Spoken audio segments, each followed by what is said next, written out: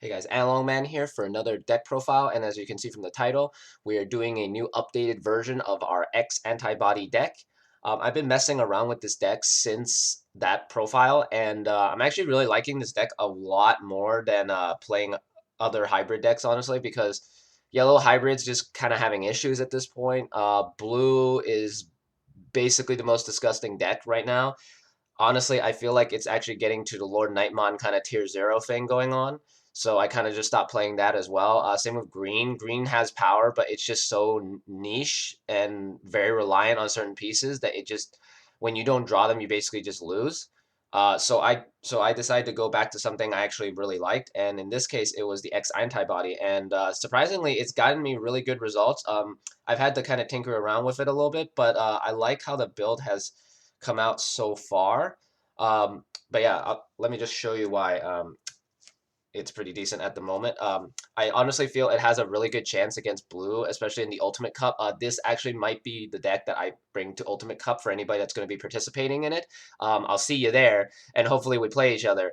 But mainly, I feel that this deck actually has a really strong matchup because it has basically what Red Hybrid does, but a little bit more, just like a slight bit more than red, and that's what kind of gives it the edge over blue because it can swing just as hard as red. It has removal, and the fact that it has just ways to just kind of keep itself on the board way better than red because red they only have maybe like one or two sources, but here with X antibody you can make a guy that's like 10 underneath his stack. It's crazy. But anyway, let's actually get into the deck profile so you can see. As you saw, we're still running the 4 Dorumons because Dorugoramon's really nice, gives you that extra draw one whenever you tuck underneath a X antibody guy.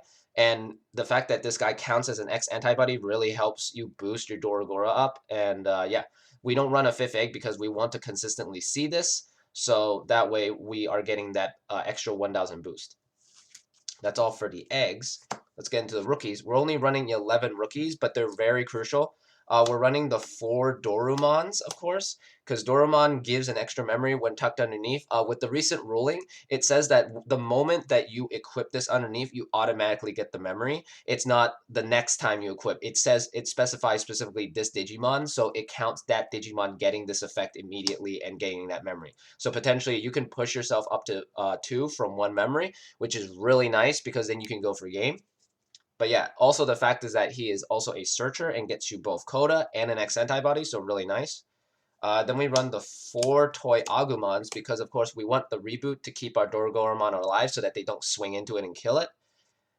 Then, of course, running Sunrizamon, and luckily I managed to get one more copy, and because of that one more copy, I've been seeing this guy more consistently, and he's actually won me a few games because of the piercing effect and the security +1. So really nice guy. I highly recommend getting at least 3 copies, at least for the deck, because you absolutely need this guy in certain matchups. So just I mean, the price point is really insane right now. Each one of these is like, I mean, maybe like 45 to 50 bucks last time I checked.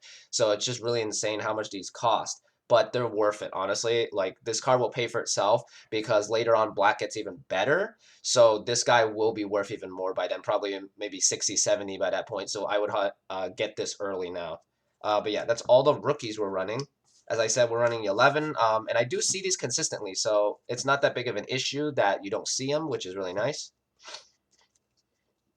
Then for the rookies, we of course are running the 4 Dorugamons because Dorugamon, of course, he is a blocker, and the fact that he gives +1000 to whatever's above him, so you can tuck this underneath a Dorugora and give him an extra boost, so really nice. And it's all turns, so it keeps him above a certain line. That way, like, your opponent can't kill him that easily. Then we run, of course, 4 Dark Tyrannomons. Most people will say, oh, blockers are super dead this format. I honestly, I don't really care if he dies because it's the fact that he is 1 evolution cost is really nice, and you can put it on top of a Dorumon that you have out here in the battle area. So it's very solid of a 1 cost, so then you can pass them to 1. And then the last one is 2 Grumblemons. I'm really liking this card a little bit more, but at the same time, sometimes you can brick into him. So I feel having him at 2 is fine. You can do 3 because that way you see him more consistently. But for now, I basically just swing for game with Dorogora anyway, so I don't absolutely need him sometimes. So it's not too bad. We run exactly 10 level 4s, which is fine because we do see them consistently enough. There are moments where, I mean, every deck in Digimon does brick in some capacity.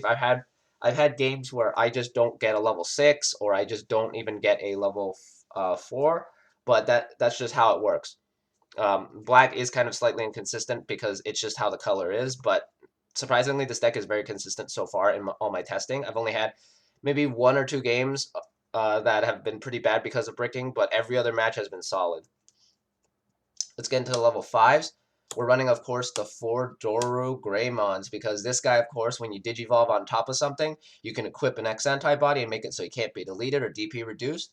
And when you tuck him underneath something, he gives that Digimon security +1 if it's an X-Antibody, which also counts, surprisingly, Omnimon X, because that way you're giving him an extra security plus and you're popping something, so really nice.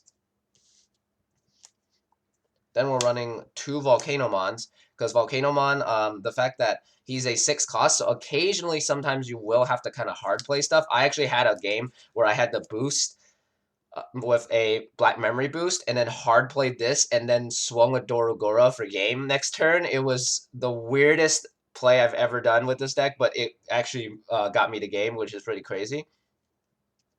And then Volcanomon is just a cheaper version of that, plus the fact that it gives you security +1 if your opponent has an unsuspended guy, which is like 90% of the time the opponent's not going to swing everything because they're afraid of your removal or hitting a big guy. So this will go off most of the time.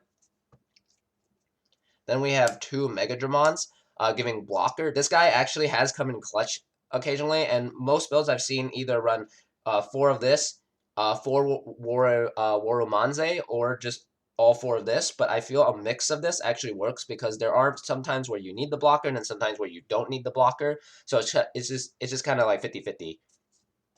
But yeah, that's all the level 5s we run. We run 8 exactly, so it's like at least at the limit of it before you kind of brick. Let's go to the level 6s. Of course, we're playing 4 copies of the star himself, Dorugoramon. This guy's really busted. On your turn, you gain 1,000 for each X-Antibody underneath him. And then the fact that when you're attacking, you can equip another one, and then you can pop up to 2 of your opponent's Digimon with play costs of less than or equal to this guy's sources. So once you get up to him, you already have 5. So you're equipping another. So you're obviously just going to pop almost all their hybrids, because if they don't have Beowulf, they basically have their whole board, or at least 2 of their guys die, and you could potentially stall them for another turn. And the fact that he's getting a boost from that and the Dorugamon, so potentially he will be strong enough to basically punch through and just get hella security checks, unless you hit like maybe like a Gaia Force, but even then it's not too bad because you're already ripping most of their security anyway, especially against blue. This guy hurts hard, and it's like, oh, you strip all my sources. But the thing is that most of the time you already have a second one already building in here, so you don't have to worry. You're just gonna push one up and just kill him next turn. So it's really solid. 4 of this, and then originally I had this at 2 in the previous profile, but I want to have this at 3, mainly because of his secondary effect is that when they hit into it and you have an X-Antibody on the field, it basically stuns their entire board, which is really cool. And and this could have gotten me the game, but it just wasn't in security, so it kind of sucks. So I put a third one in, so that way we can see it more consistently, and it doesn't really hurt to evolve him out here, but I mean, you want to have him swinging and him as defense, but sometimes you just kind of have to, and his effect is really cool where you can gain extra memory, and sometimes that extra memory can get you to game. So, really nice. That's all for level 6s we're running in the build. Running exactly 7. Then we are actually running some level 7s. Some builds are just not even focusing on level 7s, but I feel that having the level 7s actually do kind of help the deck have like the extra push that it needs and possibly removal, which is why I run 2 Zwart defeats, because the fact that you can just end your turn by digivolving and then popping their memory tamer or popping like their really crucial tamer. Like I actually won a game mainly because I popped a Takuya against my friend's red hybrid. Like that was the only reason, honestly, I feel I won, because he was going to basically Emperor Greymon me the next turn. So this killing it actually got me another turn to survive. And even if he had deleted this, he would have deleted one of his own Digimon anyway in the process. So really powerful. And the fact that I don't know, it's just having this guy in security also helps out, because then next turn you can go into like Omnimon X and just kind of swing and pop their board a little bit, which is really cool. And in this deck, Omnimon X actually has the most value because your stack is so big, you're guaranteed to like negate maybe 5 attacks. So you're basically stalling them for most of the turn, which is crazy. And then, of course, as I keep mentioning, I do run 2 Omnimon X's. This guy, honestly, is really busted because you can evolve this on top of this Word Defeat, and then you just get to just swing really hard, and you get to negate attacks next turn. It's really sweet. So I like having these at 2/2 like this. That way it doesn't brick the deck at all. Like, you'll see it, but you won't brick into them, which is what usually happens if you go max on, like, one of these guys. But yeah, that's all for the Digimon. Let's go into the option cards. Originally, my previous build, as you saw, ran a little bit more option cards, but I kind of replaced them and just kind of, because I've had matches where I just bricked into them and they didn't do anything in my hand, and I didn't want to give my opponent too much memory. So I've reduced it down to a little bit less. That way I see them, but I don't, basically hurt myself in the process. So first, we're running the 3 black memory boosts because this basically gets everything that isn't X-Antibody. So, because of Kota and Doru, they only search X antibodies, but this covers everything else, which is really nice. Then we're running 2 Iron Fist Onslaughts. Originally, as you saw in the previous profile, I was running Ultimate Flare, and Ultimate Flare is good, but against hybrids, it doesn't do anything because essentially it's just giving them back their tamer, while this just immediately pops their thing and kills it. And especially against blue, this will basically wipe their board if most of their board is just like, Korikakus or Kumas. So really nice. Then we run, of course, the 2 Zubagon punches because this gives, of course, reboot and blocker. So potentially you can make your Alphamon or your Dorugora basically into a blocker the next turn, and also have reboot, which is really nice because that comes in clutch sometimes. But that's all the options we're running. We're running a really lean amount for once. I usually like to overindulge on options, but in the case of this deck, I don't want to be doing that. Then for tamers, we're running the 3 Kotas. I know that most decks run 4, but at the same time, 4 is kind of bricky. I've seen this guy consistently at 3 like all the time, so I don't really have that big of an issue seeing him. Once you have this guy out, you're basically good because then you could just set up with 3 memory every turn. But yeah, that's all the options and tamers. Let's actually get into the side deck. I actually built a side deck for this time, so let's actually check this out. So for the side deck, I have 4 Chikurimons because in this format, de-digivolving isn't great, but it is helpful against certain decks, so that's why I side at least 4 of these in here. Then we run the 2 Chumons because a lot of decks gain memory off of Boko, through memory boost, just a lot of stuff, so having this kind of stall them out is really crucial.